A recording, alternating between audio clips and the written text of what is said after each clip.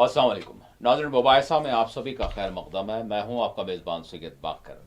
कल से यानी 22 सितंबर से जीएसटी इस्लाहात पर अमल आवरी शुरू हो जाएगी। इसी हवाले से आज वज़ीर आज़म नरेंद्र मोदी ने कौम से खिताब किया। क्या कुछ उन्होंने कहा उस पर बात करेंगे, उसी से आगाज़ करेंगे। और उसके बाद उत्तर प्रदेश के कानपुर में जो शान रिसालत में गुस्ताखी हुई और फिर उस पर एहतजाज करने वालों को गिरफ्तार किया गया, हिरासा किया गया और हिरासानियों का सिलसिला अब भी जारी है। इस पर हम बात करेंगे। जिसके बाद आई लव सैयदना मोहम्मद सल्लल्लाहु अलैहि वसल्लम की एक, हम ये कहेंगे कि एक हैशटैग शुरू हुआ और इस हवाले से यानी यूपी हुकूमत दरख्त किस तरह से इक़दाम कर रही है और किस तरह की उसकी कार्रवाइयाँ हो रही हैं, उस पर हम बात करेंगे। और इसके बाद हम बात करेंगे कि कई मुकदमात हमने देखे, कई गिरफ्तारियां हमने देखे, कई बयानात हमने ऐसे देखे जिसमें लोगों को यानी एक दूसरे के ख़िलाफ़ भड़काने, मुश्तइल करने, नफ़रत फैलाने के वाक़यात और बड़े बड़े लीडरान, यहाँ तक कि हमने पार्लियामेंट में तक देखा, लेकिन उन पर ऐसी कार्रवाई नहीं हुई। क्या वजह है कि उमर खालिद, शर्जील इमाम और दीगर इनके जो साथी हैं, इनको अभी तक बग़ैर चार्जेस की यानी ज़मानत भी उनको नहीं मिल रही है। बार बार यानी समाअत के हवाले से जो दरख्वास्त ज़मानत वो कर रहे हैं तो उसको भी मुलतवी किया जा रहा है। तो बहरहाल इस पर भी हम बात करेंगे, चूँकि उन्हीं के कुछ साथियों को हम ये भी देख रहे हैं कि जो आज मुल्क की जो सियासी सरगर्मियाँ हैं उसमें बढ़ चढ़ कर हिस्सा ले रहे हैं और वो उनको भुला चुके हैं। क्या नाम की वजह से है? बहरहाल इस पर भी हम बात करेंगे और फिर गाज़ा की सूरत हाल का भी हम आज के इस प्रोग्राम में जायज़ा लेंगे। मेरे साथ इस वक्त मौजूद मेहमान स्टूडियो में मौजूद हैं प्रोफेसर पॉलिटिकल साइंस, सियासी तजियाकार, एडवोकेट, समाजी जहदकार डॉक्टर सैयद इस्लामुद्दीन मुजाहिद साहब। डॉक्टर साहब अस्सलाम वालेकुम। जी अस्सलाम। बहुत शुक्रिया।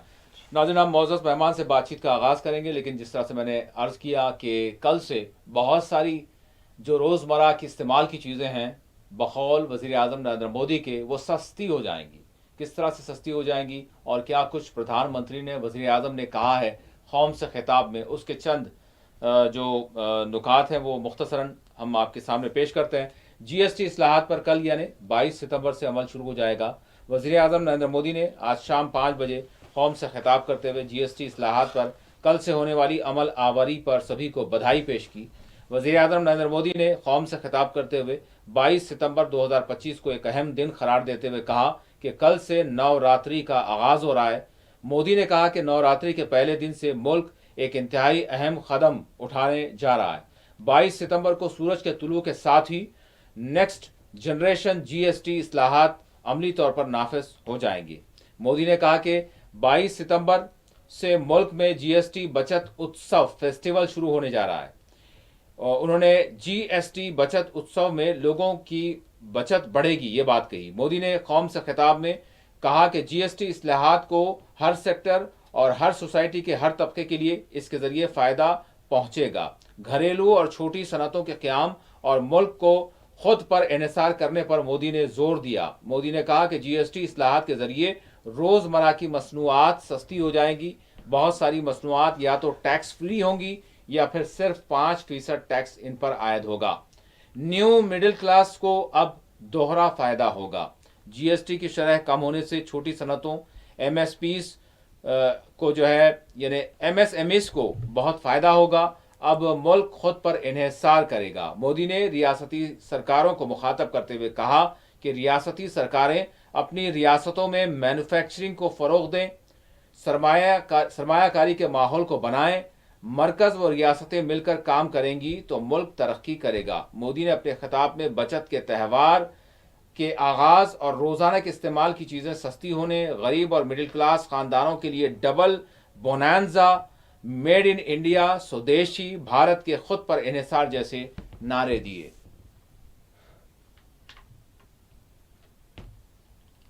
मेरे प्रिय देशवासियों, नमस्कार। कल से शक्ति की उपासना का पर्व नवरात्रि का आरंभ हो रहा है। आप सभी को बहुत बहुत शुभकामनाएं। नवरात्रि के पहले दिन से देश आत्मनिर्भर भारत अभियान के लिए एक और महत्वपूर्ण اور بڑا قدم اٹھا رہا ہے.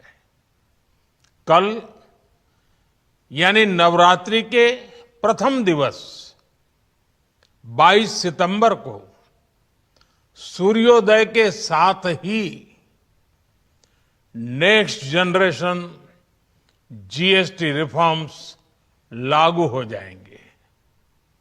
ایک طرح سے کل سے دیش میں جی ایس ٹی بچت اتسو شروع ہونے جا رہا ہے. اس جی ایس ٹی بچت اتسو میں آپ کی بچت بڑھے گی اور آپ اپنی پسند کی چیزوں کو اور زیادہ آسانی سے خرید پائیں گے. ہمارے دیش کے غریب، مدھیم ورگیہ لوگ، نیو مڈل کلاس، یوا، کسان، مہیلائیں، دکاندار، ویاپاری، ادیمی، سبھی کو یہ بچت اتسو کا بہت فائدہ ہوگا. یعنی تیوہاروں کے اس موسم میں سب کا منہ میٹھا ہوگا. دیش کے ہر پریوار کی خوشیاں بڑھے گی. میں دیش کے کوٹی کوٹی پریوار جنوں کو نیکسٹ جنریشن جی ایس ٹی ریفارمز کی اور اس بچت اتسو کی بہت بہت بدھائی دیتا ہوں، شبھ کامنائیں دیتا ہوں. یہ ریفارم بھارت کی گروتھ سٹوری کو ایکسلریٹ کریں گے، کاروبار کو اور آسان بنائیں گے، نویش کو اور آکرشک بنائیں گے اور ہر راجیہ کو وکاس کی دوڑ میں برابری کا ساتھی بنائیں گے. تو ناظرین، ابھی آپ نے پردھان منتری کو سنا اور ان کا قوم سے خطاب تھا. میں ڈاکٹر صاحب جاننا چاہوں گا میں آپ سے، کیونکہ ہم اسی سے آغاز کریں گے. بہرحال سارے معاملات کا دار و مدار معیشت پر ہوتا ہے، اور اگر معیشت کی بات کریں تو جی ایس ٹی کو لے کر، جی ایس ٹی جس طرح سے نافذ کیا گیا تھا، اس کو لے کر بہت سارے اعتراضات تھے، مخالفتیں تھیں. آخرکار اس میں جو ہے اصلاحات لائی گئیں، اور اصلاحات کے بعد اب جس طرح سے کل وہ لاگو ہوگا، اس پر عمل ہوگا، تو اب اس کو جو ہے جس طرح سے پردھان منتری نے کہا ہے کہ غریب لوگوں کو راحت ملے گی، اور جو مڈل کلاس ہیں ان کو راحت ملے گی، ایون جو ہے دیگر تجارتی شعبے جات کو بھی جو ہے اس سے فائدہ ہوگا. تو بہرحال آخرکار مطلب ایک اچھا کام ہو گیا. ڈاکٹر صاحب، اس کو کس طرح سے آپ دیکھ رہے ہیں؟ وزیر اعظم نریندر مودی صاحب نے آج جو خطاب کیا ہے قوم سے، جی، اور اس میں جو جی ایس ٹی میں کمی کی جو بات کی ہے، اور اس سے یقیناً عام آدمیوں کو تو فائدہ ہوگا. اور خاص طور پہ آپ دیکھ رہے ہیں کہ جو گھریلو اشیاء ہیں جو عوام کی دسترس سے باہر ہو گئی تھی، اس میں بہت پہلے تو قیمتوں میں اضافہ، پھر اوپر سے جی ایس ٹی کا اس پر جو ہے سو لگانا، اس کو جو ہے نا بہت زیادہ جو ہے نا ایک تشویشناک صورتحال پیدا ہوئی تھی. لیکن میں یہ کہنا چاہتا ہوں کہ سب سے پہلی بات ہے کہ حکومت کسی بھی چیز کی جو ہے نا قیمت کو بڑھا دیتی ہے، جی، اور اس کے بعد کچھ سیاسی مفادات کو سامنے رکھ کر کوئی ایسا اقدام کیا جاتا ہے جس سے ایسا محسوس ہوتا ہے کہ واقعی حکومت جو ہے نا فلاح بہبود کا کام کر رہی ہے. اب آپ دیکھیے کہ بہار کا الیکشن سر پہ آ چکا ہے، اور لازمی چیز ہے کہ بہار کی جو صورتحال ہے وہاں پر، جی، تو اس بات کے امکانات پائے جا رہے ہیں کہ وہاں این ڈی اے کو کامیابی نہیں ملنے والی ہے. اور یہ آپ کے جو ہے سو انڈیا الائنس جو ہے وہ پوری طاقت کے ساتھ وہاں پر الیکشن میں حصہ لے رہا ہے. اور آپ نے دیکھا کہ جو وہاں پر ووٹر ادھیکار یاترا جو چلی ہے، اور اس کے اندر کافی بھیڑ جمع ہوئی. راہل گاندھی نے جو ہے نا تقریباً 14 اضلاع کا دورہ کیا ہے، 14 دن تک جو ہے سو یہ معاملہ چلتا رہا ہے. تو کہنے کا مقصد میرا یہ ہے کہ اگر آپ کسی چیز کو جو ہے نا کوئی قیمت بڑھا دیتے ہیں تو اس وقت تو اس قسم کا جو ہے نا بہت اس کی پبلسٹی نہیں ہوتی ہے. بڑی خاموشی کے ساتھ، دبے پاؤں کے ساتھ جو ہے نا آپ جو ہے نا مختلف چیزوں کی جو قیمتیں بڑھا دی جاتی ہے. اب ذرا کچھ جو راحت دی جاتی ہے تو اس پر کافی جو ہے نا بہت زیادہ جو ہے اس کو پروپیگنڈے کے طور پہ استعمال کیا جاتا ہے. چنانچہ وزیر اعظم نے آج اس دن کا انتخاب کر کے خاص طور پر جو قوم سے خطاب کیا، اور کل جیسا کہ ہم جانتے ہیں کہ ایک تہوار کا آغاز ہونے والا ہے، تو اس موقع پر انہوں نے بتانے کی کوشش کی کہ دیکھیے صاحب آپ لوگ جو ہے سو جو تہوار منا رہے ہیں جو خوشی منا رہے ہیں اس کے اندر حکومت بھی شامل ہے اور حکومت نے اتنے اشیاء پر جو ہے سو اپنا جو ہے جی ایس ٹی کو ہٹا دیا ہے یا پھر جو رکھا بھی تو 5% سے بڑھ کے نہیں ہے. جی ہاں 5% سے بڑھ کر نہیں ہے. تو یہاں سوال یہی آتا ہے کہ بھئی بہت سے لوگ یہ ماہرین معاشیات کا یہ خیال ہے کہ یہاں کی جو نوکرشاہی ہے جس انداز میں قیمتوں کو جیسے بڑھا دیا جاتا پہلے جبکہ وہ چیزیں بہت کم قیمت میں مل سکتی ہے. میں مثال آپ کو دوں گا پیٹرول کی کہ یہ کہا جا رہا ہے کہ صاحب اس میں سے بہت ساری جو چیزیں جو عوام جو ٹیکس پے کر رہی ہے اس کے اندر جو قیمت ادا کر رہی ہے وہ بہت زیادہ ہے. اتنا زیادہ نہیں ہو سکتا ہے اگر اس کو جو صحیح انداز میں اس کو دیکھا جائے تو میرا یہ کہنا ہے کہ عام جو اشیاء ہوتی ہے وہ یقیناً لوگوں کو جو ہے نا آسانی کے ساتھ ملنی چاہیے. دیکھیے ہندوستان ہمارا ایک جو ہے نا ویلفیئر اسٹیٹ ہے ایک فلاحی مملکت ہے اور فلاحی مملکت میں لازمی چیز ہے حکومت کو اپنا منافع نہیں دیکھنا ہے بلکہ عوام کو راحت دینے کے اقدامات کرنی چاہیے. لیکن بدقسمتی کی بات یہ ہے کہ ہمارے پاس جو عوام کا تو پہلے تو ٹیکس کی شکل میں آپ جو ہے نا پیسہ لیتے ہیں گورنمنٹ اور پھر اس کے بعد عوام کو جو سہولتیں ملنی چاہیے. میں یہاں پہ ان لوگوں کی بات کر رہا ہوں جو بالکل سطح غربت سے نیچے زندگی بسر کر رہے ہیں. جو ہمارا خوشحال طبقہ ہے اس کو تو لازمی چیزیں کوئی اثر نہیں پڑے گا لیکن جو مڈل کلاس ہے اب جیسا کہ وزیر اعظم نے ایک اصطلاح استعمال کی نیو مڈل کلاس. کیا اب نیو مڈل کلاس کیا ہے کہ وہ جو مڈل کلاس جو اوسط طبقہ ہے اس سے اور ایک نیا طبقہ جو انہوں نے قائم کر لیا ہے. جبکہ مڈل کلاس کا معاملہ خود یہ ہے کہ آپ دیکھ رہے ہیں کہ ان کے لیے خود 2 وقت کی جو ہے سو روزی ملنا مشکل ہو گیا ہے. بچوں کو جو ہے سو بہتر تعلیم دلانا مشکل ہو گیا ہے. اچھے دواخانے میں علاج نہیں کرا سکتا ہے ایک اوسط خاندان. میں آپ کو بتانا چاہ رہا ہوں تو ایسے حالات کے اندر آپ نے دیکھا کہ ایک دم اچانک جو جی ایس ٹی کا جو قانون لایا گیا اور جو نافذ کر دیا گیا کئی ریاستوں نے اس کی مخالفت کی تھی. کئی ریاستوں نے کہا کہ بھئی غیر ضروری کا ٹیکس عائد کیا جا رہا ہے اور اس کا جو ہے نا کافی بڑا حصہ جیسے مرکز حاصل کر رہا ہے ریاستوں کو کچھ نہیں مل رہا ہے اس کے ذریعے سے. تو ریاستوں کا بھی یہ مطالبہ تھا کہ صاحب یہ جو آپ لگائیں مختلف اشیاء پر جی ایس ٹی اب آپ دیکھیں کہ ہوٹل میں آپ چائے پی رہے ہیں تو اس پر بھی جی ایس ٹی آ گیا ہے. کوئی غریب انسان جا کے بیچارہ ناشتہ کرا تو اس پہ بھی آپ جی ایس ٹی لگا دیں ہر چیز کا. تو یہاں پر جو ہے نا ایک بغیر کسی وجہ کے بغیر کسی محنت کے جو ہے نا حکومت اپنے خزانے کو بھرنے کا کام کی ہے.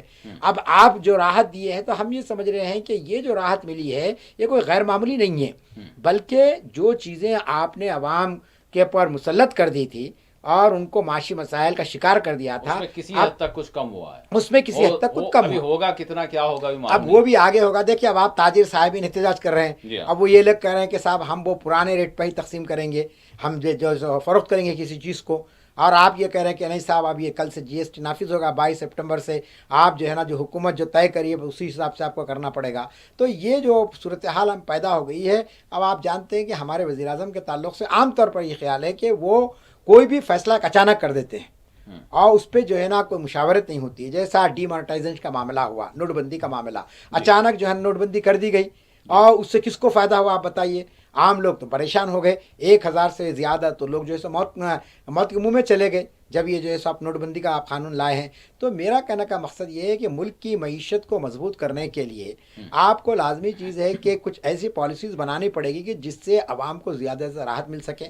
اب ایک جملہ وزیر اعظم نے استعمال کیا کہ ہم اس بات کی کوشش کریں کہ ملک کو خود کفیل بنائیں خود انحصار بنائیں سیلف ریلائنٹ بنائیں.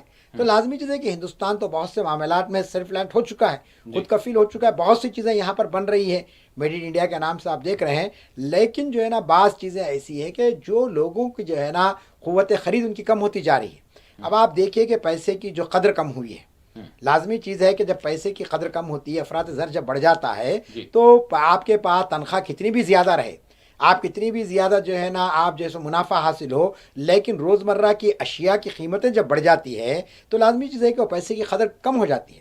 اور ہندوستان میں یہی صورتحال آج ہے کہ آپ دیکھ رہے ہیں کہ سرکاری ملازمین کی تنخواہ 2-2 لاکھ روپیے ہیں.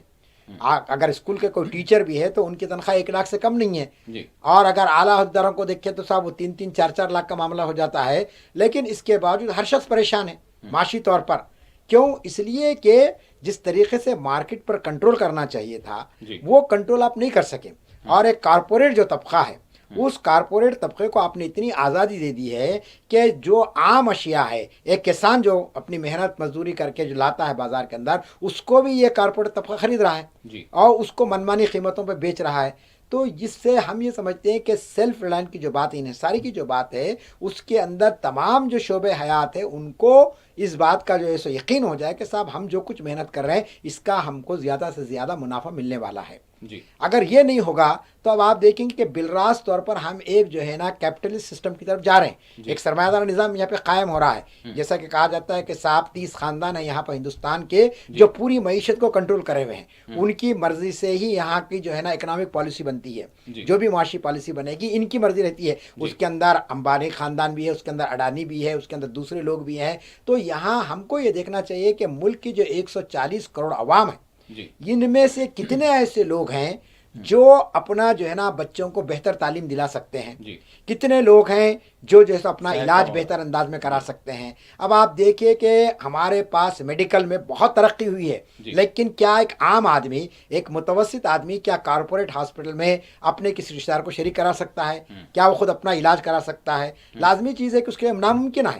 دوسری طرف پلٹ کر آپ دیکھیں گے کہ گورنمنٹ ہاسپٹلس کا معاملہ ہے, حکومت کے تمام تر دعووں کے باوجود وہاں وہ انفراسٹرکچر نہیں پایا جاتا.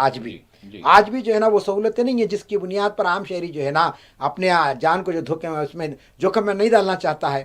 تو اسی طریقے کی صورتحال پوری طرف ہے. تو پوری مارکیٹ پر جو یعنی ہمارا جو کارپوریٹ طبقہ, جو تجارتی خاندان ہے, وہ قبضہ کیے ہوئے ہیں, اور وہ اس طریقے سے حکومت کو مجبور کر دیتے ہیں کہ آپ جو ہے نا فلاں چیز کی قیمت اتنی بڑھا دیجیے, فلاں چیز کو اتنا روک دیجیے. اب آپ کو میں بتاؤں کہ ہمارے پاس جو ہے نا ذخیرہ اندوزی بھی بہت ہوتی ہے. یعنی مصنوعی طور پر کسی چیز کی قلت پیدا کر دی جاتی ہے کہ بھئی فلاں چیز موجود نہیں ہے. اب لوگ مجبور ہو جاتے ہیں زیادہ سے زیادہ قیمت پر اس کو خریدنے کے لیے, اور اس کے بعد وہ چیز پھر مارکیٹ میں آ جاتی ہے.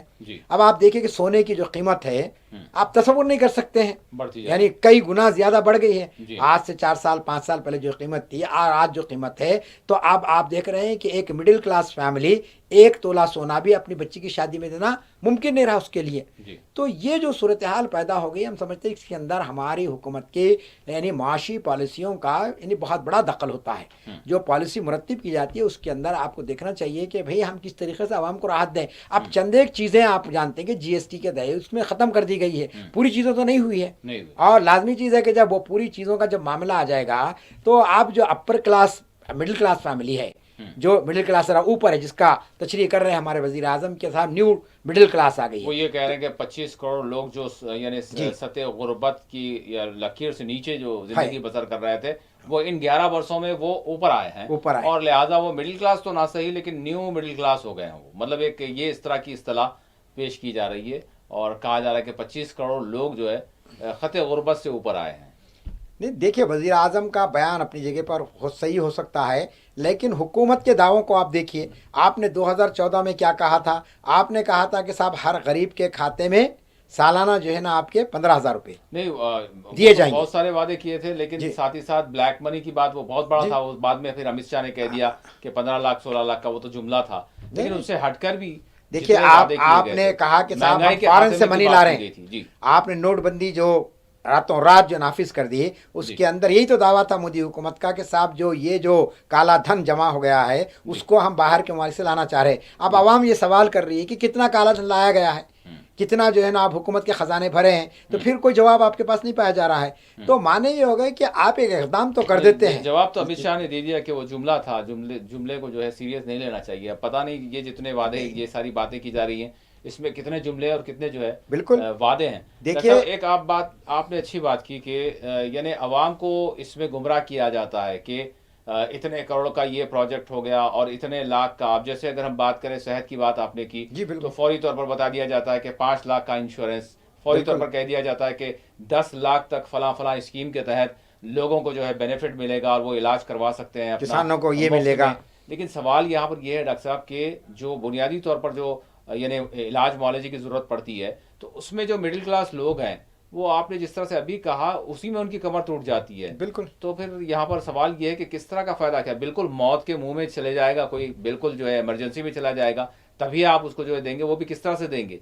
وہ بھی جن پر بیتتی ہے وہ جانتے ہیں بہتر. تو ڈاکٹر صاحب ہم اگر یورپی ممالک, دیگر ممالک کو اگر کمپیئر کرتے ہیں, وہاں پر تعلیم مکمل طور پر مفت ہے, کئی ممالک میں ہم دیکھتے ہیں, اور صحت کو اگر ہم دیکھیں تو وہ بھی بالکل یا طور پر جو شہری ہوتے ہیں ان کو مفت ہوتی ہے, اور اس میں کوئی تمیز یعنی فرق نہیں ہوتا کہ پرائیویٹ ہاسپٹل میں کچھ اور سرکاری ہاسپٹل میں کچھ. اور پرائیویٹائزیشن کو جو ہے وہاں پر کنٹرول کیا جاتا ہے یا پھر مکمل طور پر اس کو جو ہے مطلب سائیڈ لائن ہوتا ہے. تو یہ چیز کب ہوگی؟ یہ سارے جو ہے صرف اور صرف لوگوں کو یعنی گمراہ کرنے والی باتیں.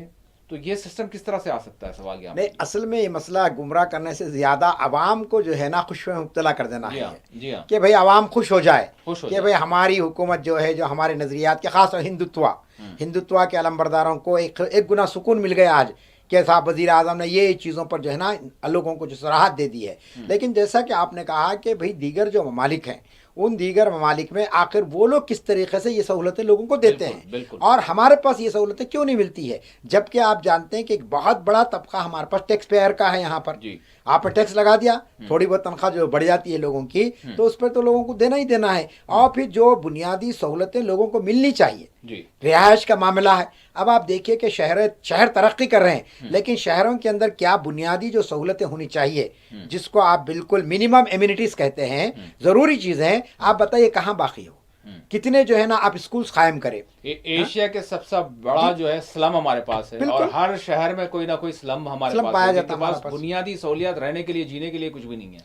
देखिए फिर हम तरक्की कर रहे अभी देखिए पंजाब की सूरत आपके सामने है। जी। सैलाब आया है तो कितने अजला वहाँ पे बिल्कुल ज़िराब हो गए जी। हैं, कितने घर तबाह बर्बाद हो गए, कितने ख़ानदान ये हो गए। अब अभी तक जो है ना सेंट्रल गवर्नमेंट की तरफ से ये मालूम है कि हमको कोई ज़्यादा उनका जो सो फराग दिलाना, उनका ताउन नहीं किया जा रहा है, जबकि दीगर रिफाही तंजीमें, फलाही तंजीमें वहाँ पे जाके काम करें, जिसमें खासतौर मुस्लिम तंजीमें भी शामिल है। तो अगर एक जो है ना बारिश अगर ज़्यादा हो जाए, सैलाब की सूरत हाल पैदा हो जाए, तो आप आवाम को जो है तहफ़्फ़ुज़ नहीं फराहम कर सकते हैं। इससे बढ़कर हमारे लिए अफसोस की बात क्या हो सकती है। तो ये हमको सोचना चाहिए कि ये जो पॉलिसीज़ होते हैं, इसको अंग्रेजी में हम कहते हैं कि पॉपुलिस्ट पॉलिसीज़ है ये, जी। कि बस एक जो है ना आवाम को जो है सो बस खुश कर दिया जाए, जिसको आप आसान अल्फाज में कहते हैं कि हथेली में जन्नत दिखाना, कि भाई अब देखिए हमने ये आपको काम कर दिया है, अब फिर एक मरतबा आपको और डालिए।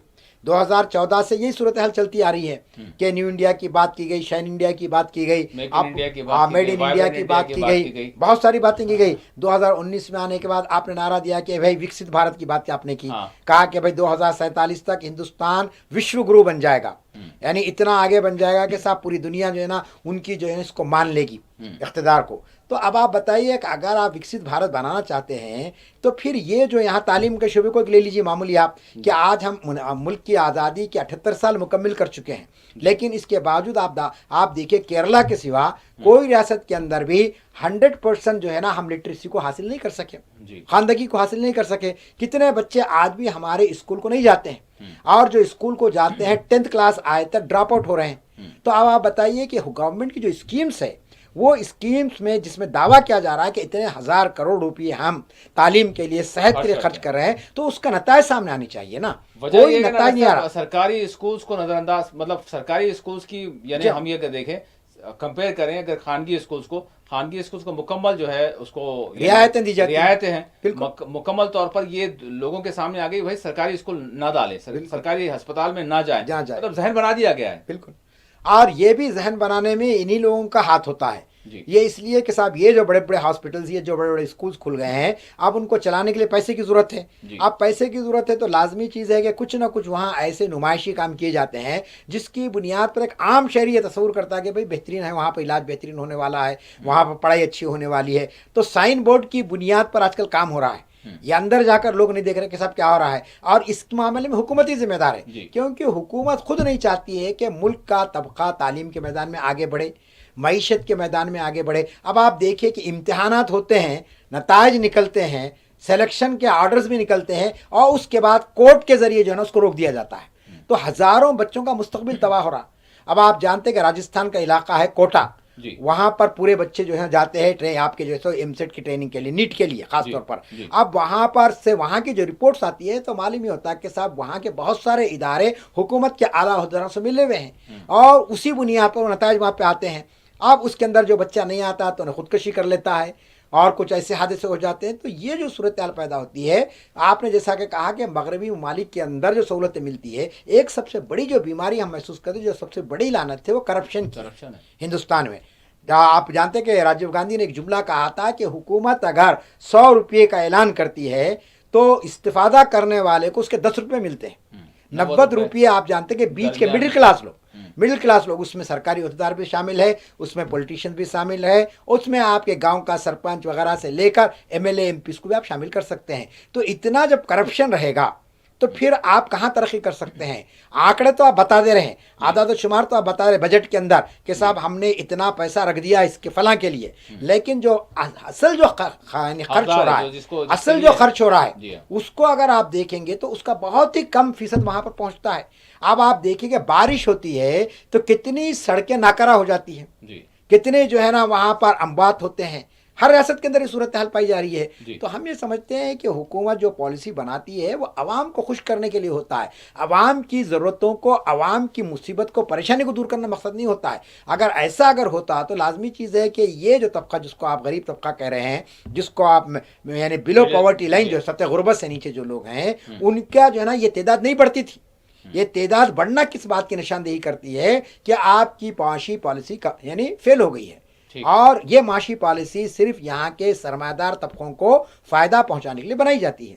ٹھیک ہے، بہرحال ناظرین ہماری بات چیت جاری رہے گی، ہم یہاں پر ایک چھوٹا سا بریک لیں گے، بریک کے بعد جو موضوعات ایشوز کے حوالے سے میں نے ذکر کیا اس پر بھی ہم بات کریں گے۔ یہاں پر ایک چھوٹا سا بریک لیتے ہیں، بریک کے بعد دوبارہ حاضر ہوں گے۔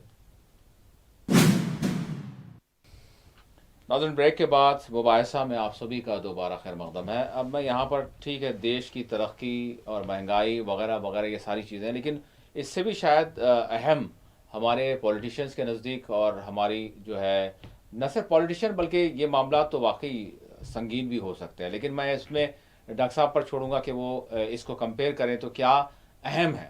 وہ اس طرح سے ڈاکٹر صاحب اس وقت ہم دو پولیٹیکلی جو ایک بگ کینویس ہے اس پہ جو دیکھ رہے ہیں وہ یہ ہے کہ ایک جانب آواز لگ رہی ہے، وہ یہ ہے کہ ووٹ چوری ووٹ چوری ووٹ چوری جمہوریت کو بچائے، دوسری جانب آواز یہ لگ رہی ہے کہ گھس بیٹھی گھس بیٹھی گھس بیٹھی اور ڈیموگرافی ڈیموگرافی ڈیموگرافی۔ تو دونوں میں آپ کمپیئر کر لیں اور آپ ہی تھوڑا سا اس پر جو ہے روشنی ڈال دیں کہ دیش کے لیے کون سی اہم چیز ہے، کون سا اہم معاملہ ہے، اور واقعی وہ معاملہ ہے جس کو سالو کرنے کی ضرورت ہے۔ جی ڈاکٹر صاحب۔ دیکھیے پہلی بات تو یہ ہے کہ یہ جو بھی سلوگنز ہیں، یہ بھی جو نعرے ہیں، اس کے پیچھے بہرحال سیاست کار فرما ہے۔ کوئی بھی سیاسی پارٹی، کوئی بھی سیاسی قائد جو بھی بیان دیتا ہے، معذرت کے ساتھ میں کہوں گا کہ اس کے پیچھے بہرحال سیاست کا عنصر شامل رہتا ہے۔ اب دیکھنا یہ ہے کہ یہ بیان میں کہاں تک صداقت ہے۔ اگر ووٹ چوری کی بات آپ کریں، اگر راہل گاندھی ہائیڈروجن بم جو ہے بلاسٹ ہونے والا، نہیں میں یہ کہہ رہا ہوں کہ دیکھیے اگر راہل گاندھی یا تیجسوی یادو یا دوسرے انڈیا الائنس کے جو لیڈرز ہیں، اگر وہ صرف جوشیلی انداز میں، تقریر کے انداز میں کوئی بات کر دیتے تو ہم اس بات پر بھی کوئی زیادہ بھروسہ نہیں کرتے تھے۔ لیکن آپ نے دیکھا کہ راہل گاندھی نے باضابطہ اس پر ایکسرسائز کی، باضابطہ ڈاٹا کو جمع کیا، انہوں نے پوری ٹیم ان کی جمع کی، اور اس کے بعد الیکشن کمیشن نے جو غلطیاں کی ہیں اس کو ثبوت کے طور پر باضابطہ انہوں نے پیش کیا ہے۔ کرناٹک کا ایک اسمبلی حلقہ بنگلور میں جو اس کا جو انہوں نے اعداد و شمار پیش کیے، تفصیلات جو پیش کی ہے، اس سے تو اس کی تردید آپ نہیں کر سکتے، کیونکہ اس میں انہوں نے بتایا کہ صاحب ایک کمرہ ہے جس میں بمشکل 7-8 لوگ رہ سکتے ہیں، لیکن ووٹر لسٹ میں وہاں کے 100 لوگوں کے نام شامل کر دیے گئے ہیں۔ اسی طریقے سے آپ دیکھتے ہیں کہ بہار کے اندر بھی جو ہے نا لوگ زندہ ہے ان کو مردہ بنا دیا گیا ہے، اور پھر بعض جگہ پر آپ دیکھتے ہیں کہ صاحب 70 سال کی خاتون ہے اور اس کو 18 سال کی بنا کر پیش کیا گیا ہے۔ تو یہ جو ووٹ چوری کا معاملہ ہے، میں سمجھتا ہوں کہ محض الزام نہیں ہے۔ اگر الزام ہے تو الیکشن کمیشن کو اختیار ہے کہ وہ سپریم کورٹ سے رجوع ہو اور جو ہے نا راہل گاندھی کے خلاف میں جو ہے نا کارروائی کی جائے، کیونکہ ہندوستان کا دستور تو یہ کہتا ہے کہ کوئی بھی قانون سے بالاتر نہیں ہے، ہر ایک پر قانون نافذ ہوگا۔ اگر آپ کسی ادارے پر اتنا بڑا سنگین الزام لگاتے ہیں کہ صاحب یہ ووٹ چوری کا کام کر رہا ہے یا ایجنٹ کے طور پر کام کر رہا ہے، سیاسی ایجنٹ کے طور پر الیکشن کمیشن جیسا کہ اپوزیشن کہہ رہی ہے، تو اگر یہ باتیں غلط ہیں، الزام تراشی ہے، تو اس معاملے میں لازمی چیز ہے کہ حکومت کو بھی اور الیکشن کمیشن کو اقدام کرنا چاہیے تھا، لیکن ایسا کوئی چیز نہیں ہوا۔ اور جیسا کہ آپ نے دیکھا کہ راہل گاندھی کے دونوں پریس کانفرنسز کو آپ نے بھی دیکھا، میں نے بھی دیکھا، اور ہندوستان کے بہت سے شہریوں نے دیکھا کہ انہوں نے پہلے وقت کہا تھا کہ صاحب ایک ہم بم پھوڑنے والے ہیں، اور اس وقت انہوں نے یہ کرناٹک کے ایک اسمبلی الیکشن کی جو ہے تفصیلات پیش کی ہے۔ پھر اس کے بعد آپ جانتے ہیں کہ اب ہائیڈروجن کی بات کریں تو آپ دیکھیں کہ کرناٹک کا علاقہ آلند کے اندر یہ صورتحال پیدا ہوئی، جو ایم ایل اے ہیں انہوں نے باضابطہ ثبوتوں کے ساتھ بتا دیا کہ صاحب اس قسم کی ہیرا پھیری یہاں پر ہوئی ہے، لوگوں کے نام باضابطہ جو ہے سو حذف کیے گئے ووٹر لسٹ میں سے، ایک مخصوص طبقے کے ساتھ امتیازی سلوک کیا گیا ہے، اور یہ ساری چیزیں آپ دیکھ رہے ہیں کہ باضابطہ پیش کیا جا رہا ہے، پریس کانفرنس کے ذریعے میڈیا میں آ رہی ہے۔ तो ये वोट चोरी महज इल्ज़ाम नहीं है, बल्कि राहुल गांधी ये का दावा ये है कि साहब ये मैं इल्ज़ाम आप पे लगा रहा हूँ, अगर आप सच्चे हैं, अगर आप अमानतदार हैं और आप गैर जानिबदार हैं तो आप जिसकी जैसे पेश कर दीजिए। बजाय इसके आपने देखा कि हमारे चीफ इलेक्शन कमिश्नर साहब ने प्रेस कॉन्फ्रेंस की, जब पानी सर से ऊंचा हो गया था तो उन्होंने एक प्रेस कॉन्फ्रेंस की और प्रेस कॉन्फ्रेंस करके उन्होंने सरे से उसको इल्ज़ामात को जो है ना मुस्तरद कर दिया, कहा कि ऐसा कोई वाक़या नहीं हुआ है। तो मैं समझता हूँ ये कोई तरीक़ेकार नहीं है। अब दूसरी तरफ आप आइए घुसपैठे की बात। अब बरसर इक़्तिदार पार्टी और ख़ासतौर पर वज़ीर आज़म और वज़ीर दाखिला अमित शाह साहब और आसाम के चीफ मिनिस्टर हेमंत बिस्वा शर्मा, इनकी ज़बान पे हमेशा ये है कि साहब आसाम में और फिर दीगर ममालिक पे घुसपैठी आ गए हैं। अब घुसपैठी से मुराद बांग्लादेश के मुसलमान जो आ गए हैं यहाँ पर, बोल तो नहीं रहे, नहीं बोल रहे नहीं, मैंने इस बात से कहा ना कि बाल्फाज दीगर वो घुसपैठी का लफ्ज़ इस्तेमाल कर रहे, लेकिन इशारा दरअसल उधर ही है। तो यहाँ पर सवाल ये है कि साहब आपकी जो सिक्योरिटी फोर्सेस हैं, आप जो सरहदों पर मुतय्यन के लोगों को चेकिंग के लिए, आखिर वो क्या ख्वाब गफलत में हैं कि हजारों लोग जो है ना इन्फिल्ट्रेट होते आते चले जा रहे हैं, यहाँ पर दखल अंदाजी हो रही है। पहले आ गए थे होंगे 2000। नहीं, देखिए मैंने इससे पहले भी गुफ्तगू हमने की आसाम के मामले में, खासतौर पर आसाम के मामले में एक माहिदा हुआ जिसको आप असम अकॉर्ड कहते हैं, असम माहिदा कहते हैं, और उस माहिदे के अंदर आसाम की गवर्नमेंट भी शामिल थी और जो एहतजाज कर रहे थे आसाम की जो तलबा तंजीम थी आसू, वो भी शामिल थी, और फिर मरकज़ी हुकूमत, इन तीनों ने मिलकर के माहिदा किया। देखिए चेहरे बदल जाते हैं, हुक्मरान के नाम बदलते हैं, लेकिन हुकूमत तो वही रहेगी। और हुकूमत ने जो माहिदा किया आने वाली हुकूमत के लिए लाजमी चीज़ का पासो लिहाज रखे। चुनांचे आपको मालूम है कि माहिदा हुआ 1985 में, 15 अगस्त 1985 को राहुल आपके जो है ना राजीव गांधी ने लाल किले की फसिल से इसका ऐलान किया था बाज़ाब्ता। उसमें यह कहा गया था कि साहब 25 मार्च 1971 तक जो लोग आ गए हैं आसाम में या हिंदुस्तान में कहीं पर भी, वो बांग्लादेशी नहीं करार दिए जाएंगे। 25 मार्च 1971 के बाद जो भी आए हैं उनको ये रियासत छोड़ कर जाना पड़ेगा, ये मुल्क छोड़ कर जाना पड़ेगा। इस पर सबका इत्तेफाक है। मुसलमानों ने भी कहा ठीक है, ये अच्छी बात है। अब आप अगर घुसपैठिए कह रहे हैं तो आप रिकॉर्ड दीजिए कितने लोग आए हैं। अब आप तस्वुर ये कीजिए, कोई शख्स अपना घर बार छोड़कर, खानदान छोड़कर 65 लाख बता दें एक नए वहाँ, अब आप देखिए SIR वहाँ पर हुआ, जी एक हंगामा मचा ना। आप देखें कि एक महीने के अंदर आपने 800 वोटर्स की गिनती कर ली, जो कि नामुमकिन बात है ये, कि मशीन तो नहीं था यहाँ पे बाज़ाब्ता ब्लॉक के लोग गए वहाँ पर, घरों पे जो है बाज़ाब्ता जो है यानी उसके पूरे फॉर्म फिलअप किए गए। तब आप बताइए, आपने 65 लाख लोगों के नाम खारिज कर दिए वोटर लिस्ट में से, और कहा कि इसमें से बहुत से लोग इंतकाल कर गए हैं, बहुत से लोग जो है ना डुप्लीकेट रखते थे, इस वास्ते उनका हमने नाम निकाल दिया है। किसी ने और आपने कहा कि भाई ये लोग अपने उस मुकाम पर नहीं है जो पता आपने दिया था। तो राहुल गांधी ने पेश कर दिया, बताया कि साहब ये लोगों के नाम जो है ना मुर्दों में शामिल किए गए, जबकि ये लोग जिंदा हैं। चाहे नोशी पर उनको बुलाया, प्रेस को बुलाया, उन्होंने बता दिया। तो अब आप बताइए कि 65 लाख लोगों को अगर आप वोटर लिस्ट से खारिज करते हैं तो लाजमी चीज़ है कि उनके दस्तूरी हकूक़ आप छीन रहे हैं। आप दस्तूर ने जो आज़ादी उनको दी है उस पर रास्त हमला है। सिर्फ वोट डालने का मामला नहीं है यहाँ पे। आप जानते हैं कि पॉलिटिकल राइट के अंदर 5 किस्म के राइट हैं। लोग सिर्फ वोट डालने की बात करते हैं। पहला हक तो आपको वोट डालने का है, दूसरा हक है कि आप खुद इलेक्शन में हिस्सा ले सकते हैं, तीसरा हक आपका ये है कि आप कोई ओहदा कबूल कर सकते हैं, आप जो है ना मिनिस्टर बन सकते हैं, आप प्राइम मिनिस्टर बन सकते हैं, चीफ मिनिस्टर बन सकते हैं, गवर्नर बन सकते हैं। ये भी राइट उसके अंदर, ये पॉलिटिकल राइट के अंदर। फिर एक अहम राइट ये है कि राइट टू क्रिटिसाइज है, तनकीद करने का हक। अगर आपको वोट डालने का हक नहीं दिया जाएगा, ना आप तनकीद कर सकते, ना आप इलेक्शन में हिस्सा ले सकते, ना आप किसी भी ज़ात को कबूल कर सकते। तो किस तरीके से आपको दस्तूर ने हक दिया कि आप शक की बुनियाद पर, महज बुनियाद पर कि आपके जहन में यह बात बैठ गई कि यह शख्स घुसपैठिया है, उसको यह हक नहीं दिया जा सकता, उसका नाम वोटर लिस्ट में शामिल नहीं किया था। चुनाचे आपने क्या किया, 11 दस्तावेजात रखे बिहार के अंदर, और उसके अंदर जो अहम दस्तावेज थी आधार कार्ड, आपने कहा कि हम आधार को कबूल नहीं करेंगे, हम राशन कार्ड को कबूल नहीं करेंगे, और जो है तो हमको फला चीज ही होना चाहिए, मैट्रिक का सर्टिफिकेट होना चाहिए। हाँ, तो सुप्रीम कोर्ट ने पहली मरतबा, दूसरी मरतबा हिदायत दी बाज़ाब्ता, लेकिन इलेक्शन कमीशन ने उस हिदायत को नजरअंदाज कर दिया। अब गुज़िश्ता पेशी में हुक्म जारी हुआ बाज़ाब्ता सुप्रीम कोर्ट से कि आपको आधार कार्ड को शामिल करना पड़ेगा। आपका कोई जो है ना ब्लॉक लेवल का ऑफिसर इसको इनकार नहीं कर सकता। तब जाके मामला हल हुआ है। अब ग्राउंड रिपोर्ट तो हमारे पास नहीं है कि वाकई ऑफिसर्स आधार कार्ड को कबूल कर रहे या नहीं कर रहे, या चीफ मिनिस्टर के इशारे पर फिर नजरअंदाज करने का मामला है। तो ये जो घुसपैठिए का मामला, मैं समझता हूँ कि एक सियासी इशू है। ये बीजेपी के पास अब कोई इशू बाकी नहीं रहा। देखिए, राम मंदिर का मसला आया था 2014 का, उन्होंने इलेक्शन जीत लिया, राम मंदिर का हवा खड़ा किया उन्होंने बाज़ाब्ता। फिर उसके बाद आप जानते हैं کہ حساس 2019 موضوعات کو چھیڑا گیا جی۔ کہ یونیفارم سول کوڈ لا دیں گے ہم، فلاں کریں گے، پھر یہاں پر حملہ ہوگا پلوامہ کا، تو آپ 2019 کا الیکشن جیت گئے۔ اب اس کے بعد اب آپ کے پاس رہا کیا باقی؟ تو اب آپ یہ چاہ رہے ہیں کہ صاحب ایک خاص طبقے کو یہ کہہ کر یعنی ٹارگٹ کیا جائے کہ یہ ہندوستان کے شہری نہیں ہے، یہ داخل ہو گئے ہیں۔ تو پلٹ کر یہ سوال کیا جا سکتا ہے اور کیا جا رہا ہے کہ آپ کی حکومت کیا کر رہی تھی؟ آپ کے پورے یعنی وہاں جو اتنے یعنی بہت زیادہ ٹائٹ سیکیورٹی ہوتی ہے، تو کیسا وہ آدمی ادھر داخل ہو سکا؟ یہ سب سے بڑا سوال ہے، اور افسوس کی بات ہے کہ وزیر اعظم خود یہ جملوں کو استعمال کر رہے ہیں۔ اور ڈاکٹر صاحب کیا اس میں ہمارے یعنی افواج کی توہین بھی نظر نہیں آتی کہیں سے؟ مطلب ہماری افواج تو ہم کو پورا یقین ہے کہ وہ چوکس ہیں، وہ بھی سوچتے ہوں گے۔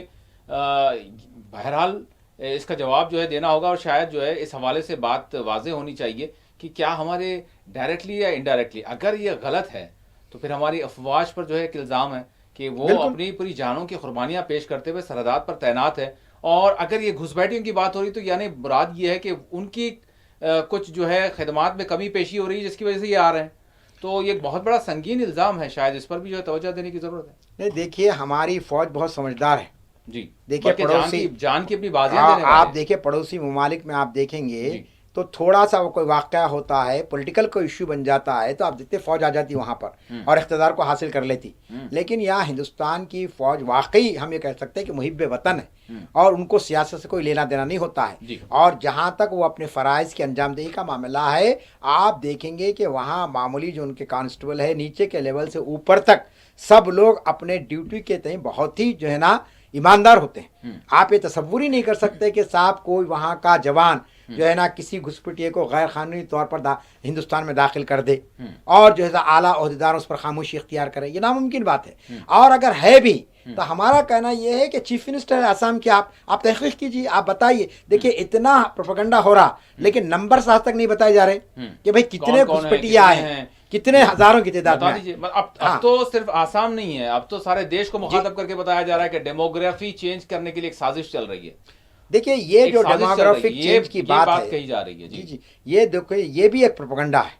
دیکھیے بی جے پی کے واسطے کیا ہے اس وقت میں جیسا کہ میں نے کہا کہ کچھ ایسے ایشوز چاہیے جس کی کوئی لاجک نہ ہو، جس کی کوئی منطق نہ ہو، اور عوام کو اس کو جیسو اس میں الجھا کر رکھ دیا جائے۔ اب آپ بتائیے کہ یہ جو ڈیموگرافی چینج ہو رہی ہے، یعنی ڈیموگرافی کا معنی آبادی کا توازن، آبادی کا توازن ختم ہو جائے گا۔ اگر آسام میں گھسپٹیے ایسی آتے رہیں گے اور پڑوسی ریاستوں میں اگر آتے رہیں گے تو آسام کیا آپ کا آبادی کا توازن ختم ہو جائے گا اور مسلمان یہاں پر اکثریت میں آ جائیں گے۔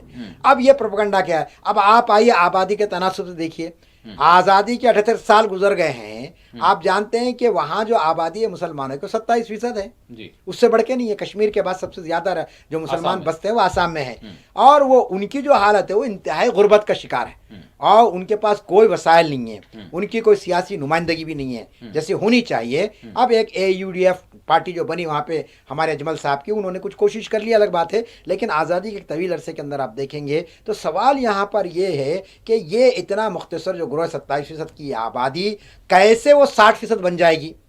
سوال یہاں پہ یہ ہے۔ اب کیا مسلمانوں کے پاس صرف ایک ہی کام رہے گا کہ شادی کرے اور بچے پیدا کریں، جبکہ وہ انتہائی وہاں پہ کئی مسائل کا شکار ہیں وہ لوگ، ان کو نوکری نہیں ملتی ہے، ان کو روزگار کے کوئی ذرائع نہیں ہے، اب تو ان کا چھت ان سے چھین لیا جا رہا ہے۔ ابھی گزشتہ ہفتے آپ نے دیکھا کہ آسام کے چیف منسٹر نے جنگلاتی زمین ہونے کا دعویٰ کر کے 10,000 مسلمانوں کو بے گھر کر دیا ہے۔ 3,000 شاید جو ہے نا ان کے اپنے مکانات اور دکانات، ان کے عملات کو ان پر بلڈوزر چلا دیا گیا، کہا کہ یہ سرکار کی زمین ہے۔ اب سوال یہاں پر یہ کہ یہ لوگ وہاں پر جنریشن سے رہ رہے ہیں، نسل در نسل وہاں پہ رہ رہے ہیں، اور ان کے پاس سارے سرٹیفکیٹ موجود ہے، لیکن حکومت کی طاقت کے سامنے تو کوئی شہری کچھ نہیں کر سکتا ہے۔ تو یہ جو پروپیگنڈا کیا جا رہا ہے کہ ڈیموگرافی کا چینج ہوگا، یہ فرقہ پرست طاقتیں ہندوستان میں ایسا گمراہ پروپیگنڈا کرتی رہی ہے کہ بھئی اگر مسلمانوں کے پاس 4 شادیوں کی اجازت ہے اور ہر مسلمان 4 شادی کرے گا تو اتنے بچے ہو جائیں گے اور اس کے بعد ان کی آبادی اتنی بڑھ جائے گی، تو یہ سب ایزمپشنس ہیں، یہ سب مفروضے ہیں، اور یہ مفروضوں کو جو ہے نا اس میں یعنی اس کو اس طریقے سے پیش کیا جاتا ہے کہ ایک عام شہری بعض مرتبہ جو سو وہ گمراہ ہو سکتا ہے اور سمجھ سکتا ہے کہ واقعی میں مسلمانوں کا یہ حال ہوگا۔ تو میں آپ سے کہنا چاہتا ہوں کہ مسلمانوں کی جو حکومت یہاں تھی، 800 سال مسلمان حکومت کیے ہیں یہاں پر، اس وقت مسلمانوں کی آبادی نہیں بڑھی۔ میں آپ کو دکن کے علاقے کی بات کروں گا، ابھی ہم سقوط حیدرآباد کا ایک تاریخ گزری ہماری 17 سپٹمبر کی، اس کی تفصیلات انشاءاللہ کسی اور موقع پر ہم رکھیں گے، لیکن میں آپ کو بتاتا ہوں کہ آصف جاہ جو دور یہاں پر رہا 225 साल का ये दौर रहा, 7 हुक्मरान इसके अंदर रहे। जी। आप ताज्जुब करेंगे कि उस वक्त वहाँ पर यहाँ पर गैर मुस्लिम की आबादी क्या थी, 85% आबादी गैर मुस्लिमों की थी, 14% मुसलमान थे। जी। 225 साल तक मुसलमान हुकूमत किए। अच्छा, छोटी हुकूमत नहीं थी, 86,000 मुरब्बा मील। आप जानते हैं कि आसिफिया सल्तनत का रकबा था। रकबा था। आपके औरंगाबाद से लेकर बेरार से लेकर आप मतलब देखते हैं आज कि की पूरा 3 रियासतें जो है उसके आज की हिस्से हैं। 3 रियासतें पूरी की पूरी इसमें शामिल थी। तो तकरीबन अब आप 23। बताइए, आबादी उस वक्त नहीं बढ़ी, आपकी हुकूमत थी, मुसलमानों को बहुत सी सहूलतें हासिल थी, लेकिन इसके बावजूद आप देखते हैं कि हम सिर्फ 14-15% थे। लेकिन ये 14-15% पर यहाँ की अक्सरियत ने इस कदर एतमाद किया कि आप देखते हैं कि अगर आसिफ जाहिद के अलावा कुतुब शाही दौर को मिला लिया जाए, बहमनी सल्तनत को मिला लिया जाए, तो आप देखेंगे कि तकरीबन 700-800 साल का ये दौर हो जाता है। तो इतने तवील अरसे तक मुसलमान यहाँ हुक्मरान रहे और वो अक़लियत में थे। और आज जबकि अक्सरियत को इख्तियारी नहीं है, इख्तियारी नहीं है, बल्कि कुल इख्तियारात हासिल हैं, कुल इख्तियारात हासिल है। और मुसलमान बिल्कुल जो है ना घबराए हुए, परेशान हाल है, दस्तूर के होते हुए, दस्तूरी आज़ादी के होते हुए वो जो है ना अपने हुकूक का मतलबा नहीं कर सकते हैं। आपको सब कुछ है, आपके पास इख्तिदार आपके पास है, वसाइल आपके पास है, आप जिस तरीके से चाहे वैसे अवाम की राय को बदल सकते हैं। इसके बावजूद आपको ये खौफ है, तो इनको खौफ नहीं है, खौफ दिला रहे हैं। हाँ, तो मेरा कहना यह है, ये दुनिया का एक बड़ा अजूबा हो जाएगा कि एक अक्सरियत अक़लियत के ताल्लुक से इस किस्म की बातें करे कि साहब डेमोग्राफी चेंज हो जाएगी, मुल्क की आबादी का तवाज़ुन यहाँ पे बिगड़ जाएगा और मुसलमानों को अगर आज़ादी दी जाएगी, नाम नहीं ले तो नहीं, नाम नहीं ले रहे आप, काम तो वही कर रहे हैं आप, काम तो देखिए रोजगार को छीन रहे हैं। देखिए आपने लव जिहाद किस बुनियाद पे किया है जी। आप लव जिहाद इसी बुनियाद पे कर रहे हैं कि साहब मुसलमान गैर मुस्लिमों की बच्चियों की शादियां हो रही, मुसलमान बच्चे कर रहे हैं तो लाजमी जिनके बच्चे हो जाएंगे। घर वापसी का नारा आपने दिया, इसके पीछे आपका पस मंज़र क्या था? यही पस मंज़र था कि ज़्यादा से ज़्यादा लोगों को अपनी कौम में शामिल कर लें, जबकि जो लोग आपके साथ हैं वो ऐलान कर रहे हैं कि हम आपके साथ रहना नहीं चाहते हैं। दलित को आप देखिए, 200 साल से दलित तबका को आपने हर किस्म पर उन पर मजालिम ढाए, उनको जो है सो इंसान नहीं समझा बल्कि जानवर से बदतर उनके साथ सुलूक किया गया। और आज दलित ये कह रहे हैं कि हम हिंदू नहीं हैं। पहले उनको तो आप हिंदू बनाइए, पहले तो आप हमारी सिख बरादरी है, सिख भी ये कह रहे हैं कि साहब हमारी अलग शनाख्त है, हम हिंदुओं में शामिल नहीं हो सकते हैं। आदिवासी हैं, ये कह रहे हैं कि साहब हम हिंदू नहीं हैं। तो आप जो उनको आप हिंदू कह रहे हैं, उनको आप जो है सो वो ये कह रहे हैं कि साहब हम हिंदू नहीं है, हमारी अलग तहजीब है, हमारी अलग ज़बान है और हमारा मज़हब, हमारा धर्म भी अलग है। तो यहाँ सिर्फ एक यानी आपको एक निशाना बना देता है। आपको एक ऐसे अनजाने दुश्मन की तलाश थी जो मुसलमान की शक्ल में आपको मिल गया, और अब आप जो है ना आबादी का तवाज़ुन के नाम पे, यूनिफॉर्म सिविल कोड के नाम पे, कभी कोई और नाम पर आप इस तरीके से अगर हरकतें करेंगे तो लाजमी चीज़ है कि अवाम, हिंदुस्तान की अवाम उतनी बेवकूफ़ नहीं रही। आप जानते हैं कि आज का दौर तो इंफॉर्मेशन टेक्नोलॉजी का दौर है, हर चीज़ आपके सामने छन कर आ रही है, कोई चीज़ को आप छुपा कर ज़्यादा दिन नहीं रख सकते हैं। कल तक लोग कहते थे कि साहब छप कर चीज़ आती थी, लेकिन आज रास्त तौर पर आप आंखों से देख रहे हैं छन कर सीधा आपके पास आ रही है। आप छुपा नहीं सकते किसी चीज़ को, तो छुपाने का दौर ख़त्म हो गया, गलत मालूमात देने का दौर ख़त्म हो चुका है। तो ऐसे वक्त आप देखेंगे कि यहाँ की जो हिंदू बरादरी है वो खुद भी तंग आ जाएगी। और खुदा ना खास्ता आप देखेंगे कि अगर ये जेन जेड जो मामला है, जनरेशन जेड का जो मामला है, अगर वो ये हकीकत को समझ जाए तो कोई नामुमकिन बात नहीं है कि हमारे मुल्क में भी नेपाल, बांग्लादेश, श्रीलंका जैसे हालात पैदा हो सकते हैं। हम तो चाहेंगे कि हम हमारे हम नहीं चाह रहे, हम तो यही चाहेंगे कि वो मुल्क मुत्तहिद रहे, जो हमारे मुल्क के दुश्मन हैं, जो चाहते हैं कि हमारे पास भी हालात ख़राब हो। क्योंकि हम देख रहे हैं जिस तरह से अमेरिका हमको निशाना बना रहा है, हमारी तिजारत को निशाना बना रहा है, हमारे प्रोफेशनल्स को निशाना बना रहा है, हम पर जो है मुख्तलिफ इल्ज़ामात आयद कर रहा है, यहाँ तक कि हम पर जो है यानी हम अमन का पैगाम सारी दुनिया को देने वाले हैं। यूक्रेन की वॉर रोकने के हवाले से हमने जो है अपनी बात हमेशा की है, यूक्रेन की वॉर की जिम्मेदारी हम पर लगा दी। यानी जो दुनिया में जो हमारे दुश्मन हैं वो तो चाहते हैं कि हमारे पास जो है अदम इस्तेहकामी आए, इंस्टेबिलिटी आए। तो हम तो यही चाहेंगे कि ऐसे लोगों के अगर कोई आला कार बन रहे हैं तो वो नाकाम हो जाएं, क्योंकि देश में नफरत के ज़रिए वाकई ख़राब माहौल होगा, वाकई जो है सूरत हाल बिगड़ेगी। तो ये जो नफरत फैलाने वाले चिंटू हैं वो यकीनन देश के दुश्मन हैं। बिल्कुल उनके खिलाफ वाकई जो है हमको जो है अपने संविधान को मजबूती से थामना होगा और अपने देश को बचाने के लिए आगे आना होगा। लेकिन बहरहाल डॉक्टर साहब, मैं जानना चाहूँगा कि यही तसलसल और मुख्तलिफ अब ममालिक में हम देख रहे हैं कि किस तरह की सूरत हाल, किस तरह के हालात हो रहे हैं, आलमी जो मंजर है वो भी हमको मुख्तलिफ नज़र आ रहा है। दो ताकतें यानी दुनिया दो खानों में बट गई है। اب ایسے میں اگر ہم فرقہ واریت کو جو ہے فروغ دیں گے، جو کانپور کا واقعہ ہوا، میں جاننا چاہوں گا آپ سے کہ کیا واقعہ ہے جس میں جو ہے یعنی گستاخی بھی کر دی گئی.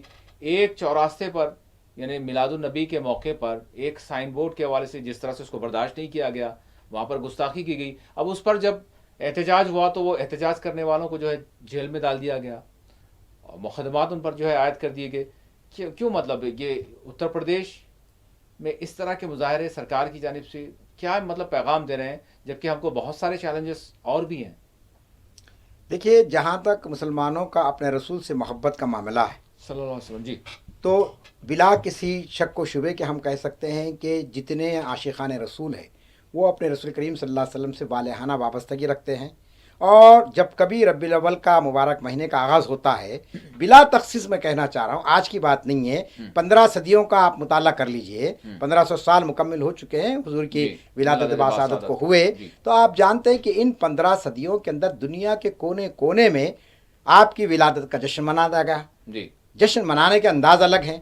کہیں پر حضور کے اسوہ حسنہ کو لوگوں نے تقاریر کے ذریعے بیان کیا، مواعظ کے ذریعے بیان کیا، کہیں پر شعراء نے جو ہے نا اپنی شاعری کے ذریعے ہدیہ نعت پیش کی، کہیں پر جو ہے نا جلوس نکالے گئے. محض یہ محبت کے مظاہر تھے، اس کے سوا اور کچھ نہیں. اس کا مقصد جلوس نکالنا، جلسہ کرنے کا. دیکھیے ہاں، جلسہ جلوس کرنے کا مقصد خدا نخواستہ یہ نہیں کہ ہم کسی اور طبقے پر کوئی ہمارا دبدبہ ہم قائم کرنا چاہتے ہیں، بلکہ یہ ایک اظہار ہے ہمارا.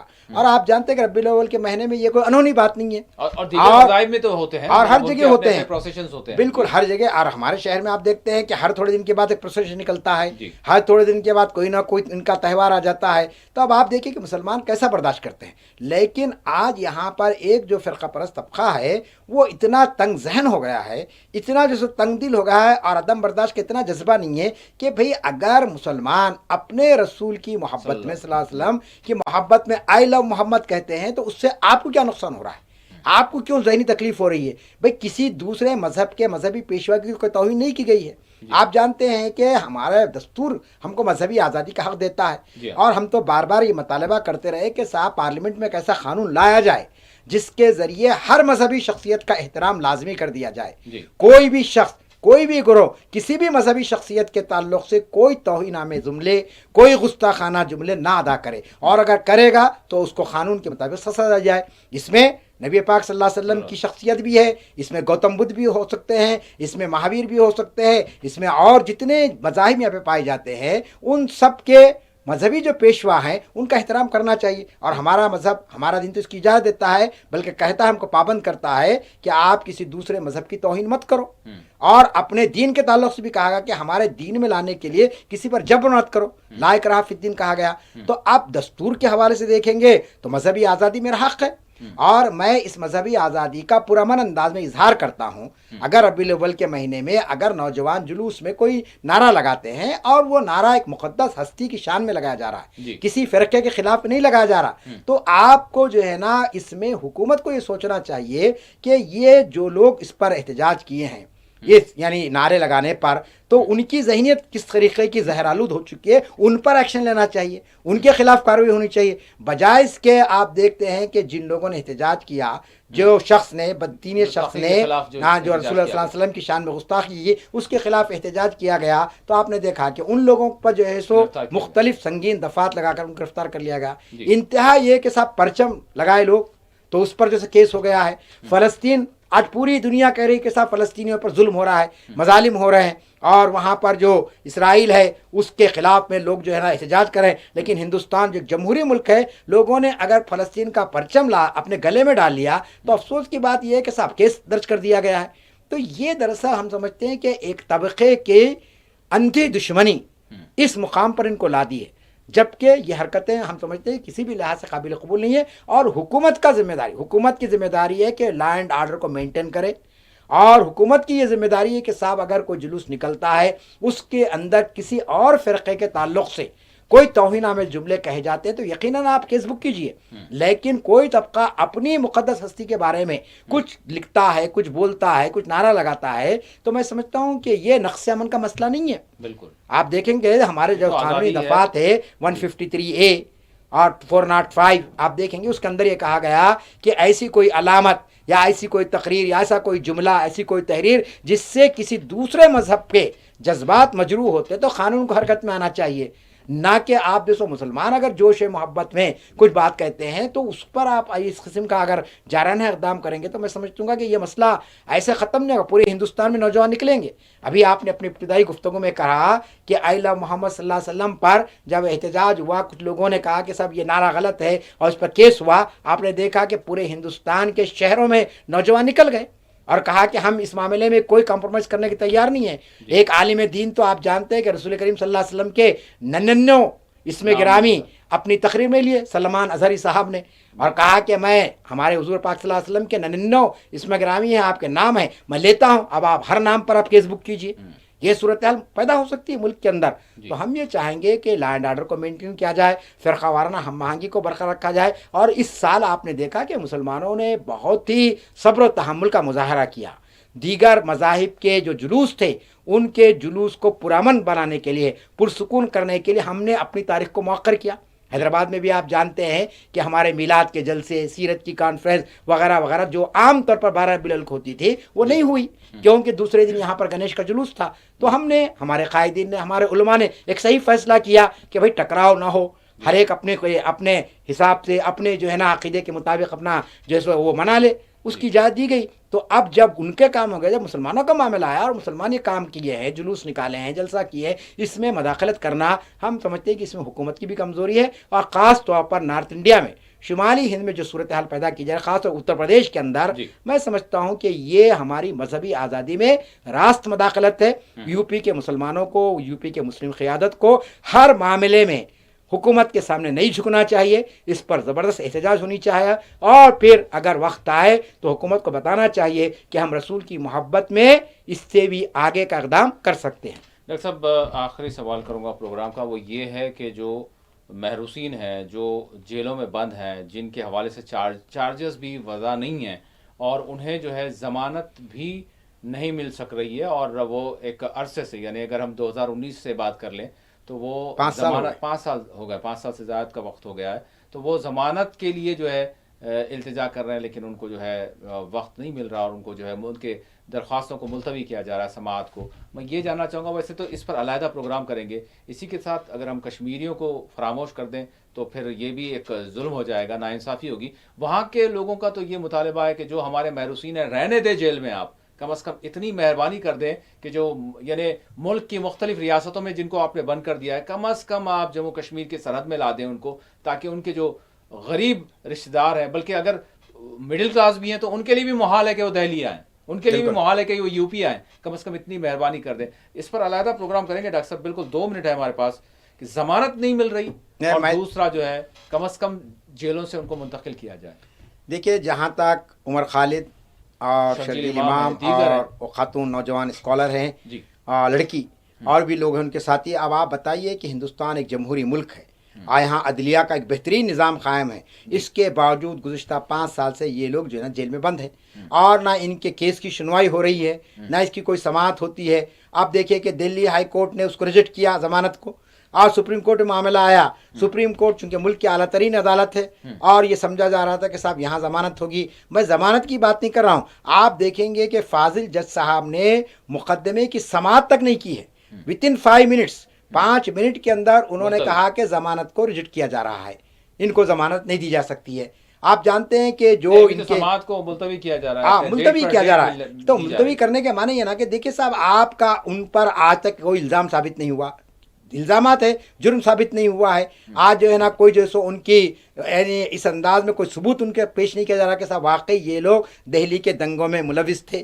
آپ نے بیانات، پولیس کے بیانات بہت کچھ آئے ہیں، لیکن عدالت میں جو ہے نا آج تک جو ہے سو اس پر کوئی مدلل بحث نہیں ہو رہی ہے۔ آپ دیکھ رہے ہیں کہ ملک کے بڑے نامور ہمارے وکیل جو ہے نا کپل سبل صاحب، جو سیاستدان بھی ہے، راجیہ سبھا کے رکن بھی ہے، کانگریس کے سابق قائد، انہوں نے کہا کہ بھئی مجھے اتنی تو اجازت دی جائے کہ میں جو ہے نا صرف 10 منٹ کے اندر ان محروسین کے تعلق سے جو ہے نا کچھ کہنا چاہتا ہوں، لیکن آپ نے دیکھا کہ سپریم کورٹ کے جج صاحبہ نے اجازت نہیں دی اس کی، اور فوری طور پر جو ہے سو بیل ریجیکٹ کر دی گئی۔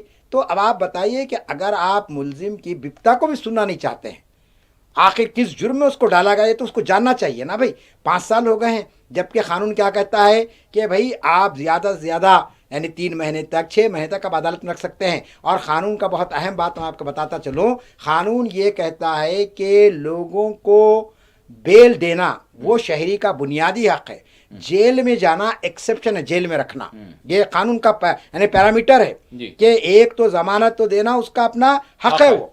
और अगर बहुत ही खतरनाक कोई डाकू है जिसका बाहर निकलने से बहुत कुछ मसाइल पैदा हो सकते हैं, मुल्क का अमन दरहमरम हो सकता है, तो कहा गया कि एक्सेप्शनल केस में जमानत को रिजेक्ट किया सकता है। लेकिन यहाँ तो आप जो है ना आम लोगों को, अब स्कॉलर्स है ये लोग, पीएचडी स्कॉलर्स है और उनके साथ ही जो है सियासत कर रहे हैं बड़े धूमधाम के साथ, और उन पर कोई मामला नहीं है। जी बिल्कुल नहीं है। तो ये बहुत अफसोसनाक बात है। जहाँ तक कश्मीर की बात है, वक्त ख़त्म हो गया है। बल मैं ये कहना चाहता हूँ कि अभी कश्मीर में देखिए वहाँ के बड़े रहनुमा, अब प्रोफेसर अब्दुल गनी भट्ट का इंतकाल हुआ है, और कितनी अफसोस की बात यह है कि वहाँ के जो बड़े कायदीन हैं, जो उलमा हैं, उनको भी जो है ना उनकी नमाज जनाजा में शिरकत करने और उनके दुआएं मग़फ़िरत करने का मौका नहीं दिया गया है। ये बहुत ही काबिल अफसोस बात है, क्योंकि एक शख्स दुनिया से चले गया है तो कम अज़ कम लोगों को तो हक़ मिलना चाहिए कि सब उसकी नमाज जनाजा में शरीक हो, लेकिन ये भी हक़ नहीं दिया गया। अलहदा बिल्कुल प्रोग्राम करेंगे डॉक्टर साहब, ये भी एक बड़ा संगीन मामला है। बहुत बहुत शुक्रिया, आपने वक्त दिया। नाज़रीन, इसी के साथ खुसूसी प्रोग्राम मुबाहिसा अपने अख्तिताम को पहुँचता है। अल्लाह हाफ़िज़।